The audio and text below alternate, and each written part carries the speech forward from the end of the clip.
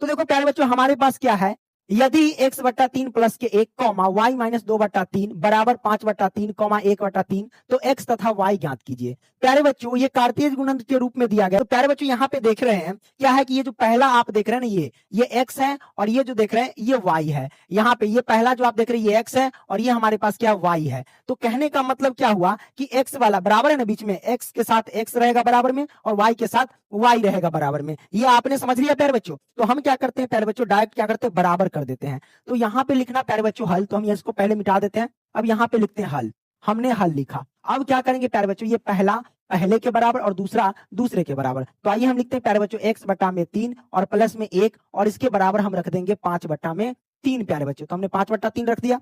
अब क्या करेंगे प्यारे बच्चों, अब यहां से क्या करेंगे, जैसे कि y है ना, तो y माइनस के 2 बटा 3 और बराबर में लिखेंगे क्या, 1 बटा 3 है तो 1 बटा 3। बस पहला पहले के बराबर दूसरा दूसरे के बराबर, ठीक है। अब यहां से ज्ञात करेंगे, कैसे ज्ञात करेंगे प्यारे बच्चों, इसके नीचे तो एक छिपा ही रहता है ना। तो अब क्या करेंगे, या तो हो सके प्यारे बच्चों, तो आप क्या कर लो, अरे मिट गया, आप क्या कर लो प्यारे बच्चों कि ये जो एक देख रहे हैं उसको उधर ट्रांसफर कर दो। तो x बट्टा 3 है तो 3 और बराबर तो बराबर, ये 5 बटा 3 है तो 5 बटा 3 प्लस क्या है कि पक्षांतर करेंगे तो माइनस का 1 हो जाएगा। इसके नीचे एक छिपा ही रहता भूत प्रेत की तरह। तो आप क्या करो प्यारे बच्चों, इसका एलसीएम ले लो। तो हम क्या करेंगे, पहले x बटा 3 तो x बटा 3 बराबर 3, एक का एलसीएम लेंगे तो 3, 3 से 3 में भाग देंगे, भागफल 1, 1 से 5 में गुना करेंगे तो 5, माइनस 1 से 3 में भाग देंगे तो भागफल कितना होगा प्यारे बच्चों, 3 होगा और 3 से 1 में गुना करेंगे तो 3। तो हम कह सकते हैं प्यारे बच्चों कि x बटा में 3 हो गया और बराबर में 5 में से 3 जाएगा तो कितना होगा 2 और बटा में ये 3 है तो 3।